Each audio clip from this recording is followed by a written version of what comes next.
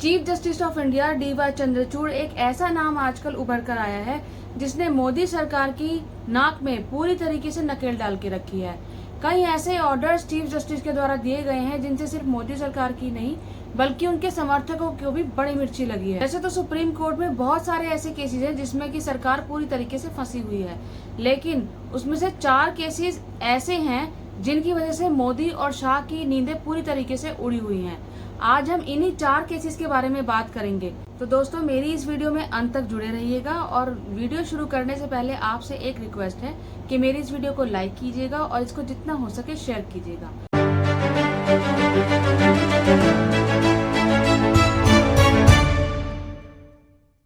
Hello and welcome दोस्तों, मैं हूं वंदना और आप देख रहे हैं लीगल चॉइस। दोस्तों सबसे पहले हम बात करते हैं उस मुद्दे की, उस केस की जो कि अभी हाल फिलहाल में बहुत ही ज्यादा ज्वलंत है।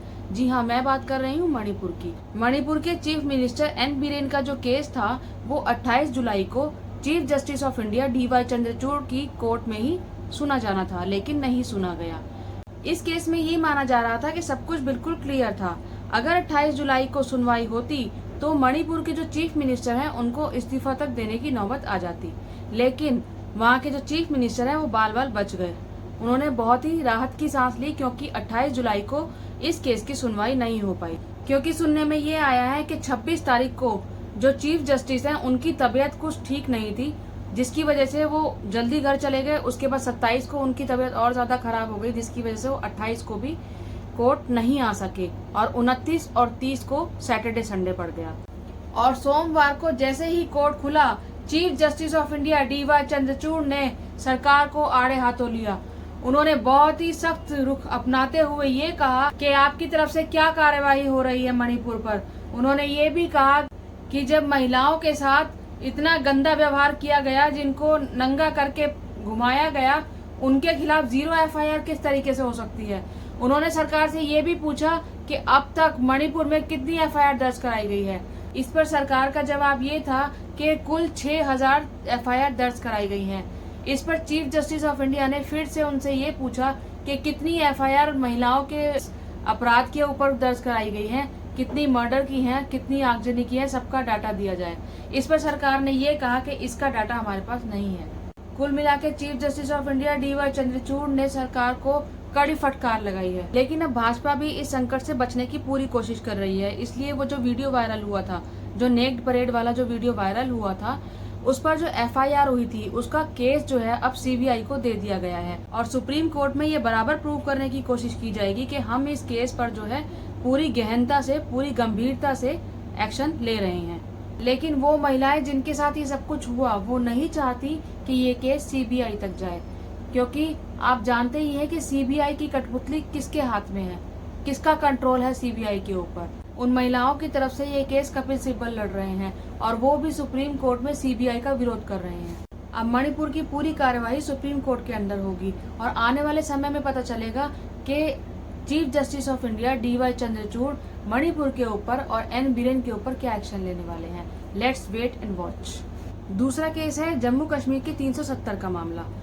370 2019 में मोदी सरकार के द्वारा जम्मू कश्मीर से हटाया गया था, ये तो आप सभी जानते हैं। लेकिन 370 हटाने के बाद इस फैसले के अगेंस्ट ही सुप्रीम कोर्ट में कई सारी याचिकाएं दायर की गई थी, जिस पर सुनवाई अभी बाकी है। अभी कुछ दिन पहले ही 370 के मामले में चीफ जस्टिस ने ये कहा था कि 27 जुलाई तक जितने भी डॉक्यूमेंट, जितने भी एविडेंस जमा करवाने वाले हैं वो जमा करवा दिए जाए। उसके बाद 2 अगस्त से 370 के ऊपर रोज सुनवाई होगी। यही 2 मामले हैं, एक मणिपुर वाला और दूसरा 370 वाला।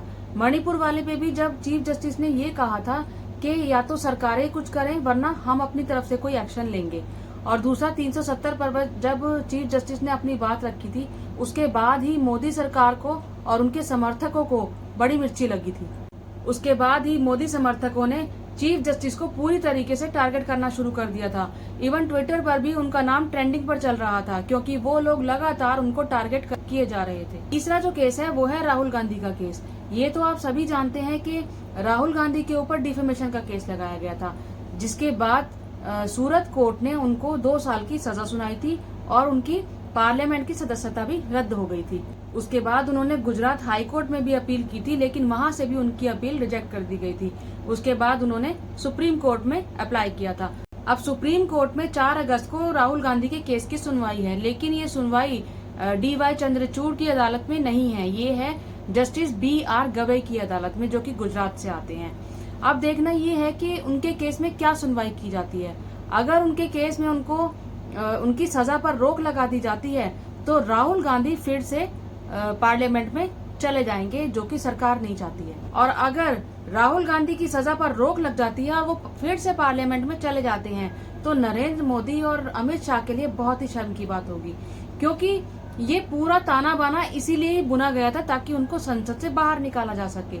और अगर उनकी सजा पर रोक लगाकर वो दोबारा से संसद में आ जाते हैं तो मोदी सरकार को फिर से राहुल गांधी को झेलना पड़ेगा। अब चौथा जो केस आता है वो है हमारे माननीय प्रधानमंत्री के सबसे चहीते मित्र गौतम अडानी का।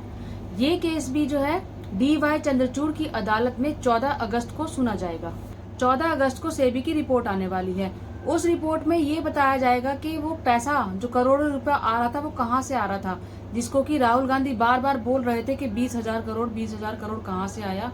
वो जो कहा जा रहा था कि मॉरिशियस से, ओवरसीज से आ रहा था, वो पैसा कहाँ से आ रहा था, इसकी रिपोर्ट सेबी देगी 14 अगस्त को।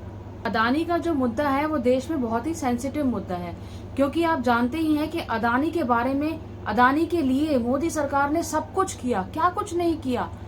पूरी पार्लियामेंट में शोर मचाने के बाद भी मोदी जी ने एक शब्द नहीं बोला, मोदी जी ने कुछ नहीं बोला और राहुल गांधी ने बोला, और उनके बोलने की वजह से ही उनका जो डिफेमेशन का केस था उसमें तेजी लाई गई, उनके ऊपर सारी कार्रवाई की गई, उनको सजा दिलाई गई, उनको पार्लियामेंट से बाहर कर दिया गया, उनका बंगला तक खाली करा लिया गया, ऐसा लोगों का मानना है।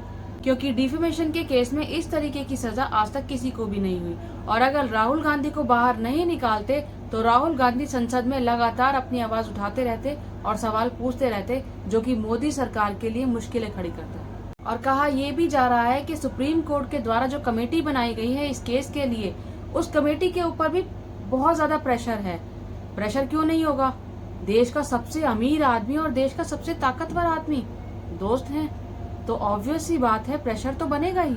लेकिन प्रेशर चाहे कितना भी हो, ये जो केस है ये चीफ जस्टिस चंद्रचूड़ की अदालत में है, और चीफ जस्टिस तो चीफ जस्टिस है, उनका जो डिसीजन होता है वो हमेशा मेरिट पर होता है।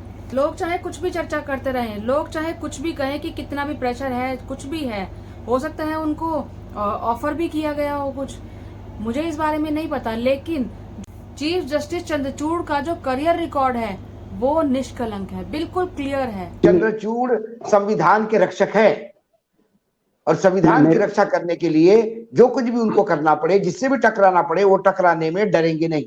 अब आप ये कहेंगे कि अगर चीफ जस्टिस ऑफ इंडिया इतने ही फेयर हैं तो ऐसे कितने सुप्रीम कोर्ट के केसेस हैं जिनके जजमेंट्स जो हैं वो मोदी सरकार के फेवर में गए।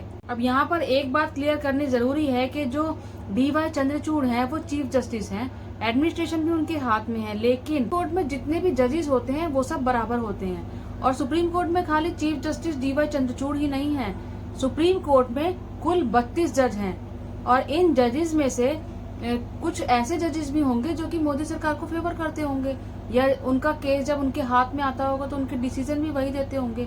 तो बहुत सारी ऐसी बातें हो सकती हैं जिस पर कि कमेंट करना कुछ भी ठीक नहीं है। कहने का मतलब ये है कि सुप्रीम कोर्ट में जितने भी जजमेंट्स होते हैं, जितने भी केस डिसाइड किए जाते हैं, उन सबके डिसीजन, उन सबके जजमेंट जो हैं वो DY चंद्रचूड़ ही नहीं देते हैं, वो सिर्फ उन्हीं केसेस के जजमेंट्स देते हैं जो कि उनकी अदालत में होते हैं, इसके बेंच में वो शामिल होते हैं और सीनियर मोस्ट होते हैं। तो कोई और जज क्या जजमेंट दे रहा है ये उस जज का अपना मैटर है, उसका अपना जजमेंट है, उसमें DY चंद्रचूड़ का कोई रोल नहीं होता है। दोस्तों, हमारे चीफ जस्टिस जैसा कोई व्यक्ति जब सिस्टम के विरोध में खड़ा होता है, भ्रष्ट सिस्टम के विरोध में जब खड़ा होता है, तो जाहिर सी बात है कि जो सत्ता पक्ष होता है वो उनके फैसलों से नाराज रहता है और उनके समर्थक भी नाराज रहते हैं, जैसा कि आजकल देखने को मिल ही रहा है। हाँ, देश की जो मैक्सिमम जनता है वो इनके समर्थन में होती है, लेकिन बहुत बड़ा तबका भी ऐसा होता है जो कि इनके विरोध में होता है, जो कि इनका विरोध करता है। और आज हमारे देश में जो चल रहा है उसके हिसाब से जो चीफ जस्टिस DY चंद्रचूड़ का जो विरोध हो रहा है, जिस तरीके से उनको ट्विटर पे ट्रेंड कराया जा रहा है, उनके लिए उल्टा सीधा बोला जा रहा है, उनके लिए गलत भाषा का प्रयोग किया जा रहा है, गलत सलत शब्द यूज किए जा रहे हैं, उनकी बेटियों को टारगेट किया जा रहा है, वो बहुत ही शर्मनाक है। एग्जाम्पल के लिए ये एक व्यक्ति सभापति मिश्र, इन्होंने DY चंद्रचूड़ के विरोध में ये लिखा है और उनकी बेटियों को टारगेट किया है। ये इनकी बेटियां हैं, ये उनकी 2 बेटियां हैं जिनको कि उन्होंने गोद लिया है। उनका अपना एक बेटा है, उसके बाद उन्होंने इन 2 बेटियों को गोद लिया है। ऐसे इंसान है हमारे चीफ जस्टिस, लेकिन उनको किस तरीके से टारगेट किया जा रहा है। लेकिन यहाँ पर सैल्यूट करना होगा तमिलनाडु के चीफ मिनिस्टर MK स्टालिन को। जी हाँ, एक व्यक्ति बद्री शेषाद्री जिसने हमारे चीफ जस्टिस के लिए गलत भाषा का प्रयोग किया। जब चीफ जस्टिस ने मणिपुर के ऊपर अपनी बात रखी तो उसके बाद ये मोदी समर्थक हैं, ये भाजपा समर्थक हैं, इन्होंने कहा कि एक काम करो, इस जज को ही बंदूक लेके भेज दो मणिपुर। उसके बाद तमिलनाडु के चीफ मिनिस्टर MK स्टालिन ने इस पर एक्शन लिया और उन्होंने कहा नहीं, इस तरीके की अभद्र भाषा आप हमारे चीफ जस्टिस के लिए यूज नहीं कर सकते और इस व्यक्ति को तुरंत ही अरेस्ट करवा लिया। तो ये बहुत ही एक अच्छी पहल की MK स्टालिन ने और उन्होंने ये दिखाया कि जो हमारे चीफ जस्टिस हैं उनका एक सम्मान होना चाहिए, कोई भी उनको कुछ भी नहीं कह सकता, उनका एक सम्मान होना चाहिए और वो भी जब वो ईमानदार हैं। तो हमारे चीफ जस्टिस DY चंद्रचूड़ जो हैं वो आज के समय में एक आइकॉन बन के उभरे हैं, एक नायक बन के उभरे हैं, जिसके ऊपर लगातार साइकोलॉजिकल प्रेशर डाला जा रहा है उनको टारगेट करके। तो ये थे वो ऐसे 4 केसेस जिनकी वजह से नरेंद्र मोदी और अमित शाह की आजकल थोड़ी नींदें उड़ी हुई हैं। तो आप लोग इस बारे में क्या सोचते हैं मुझे कमेंट बॉक्स में जरूर बताइएगा। मेरी इस वीडियो को लाइक कीजिएगा, शेयर कीजिएगा और मेरे इस चैनल को सब्सक्राइब जरूर कीजिएगा। जय हिंद, जय भारत।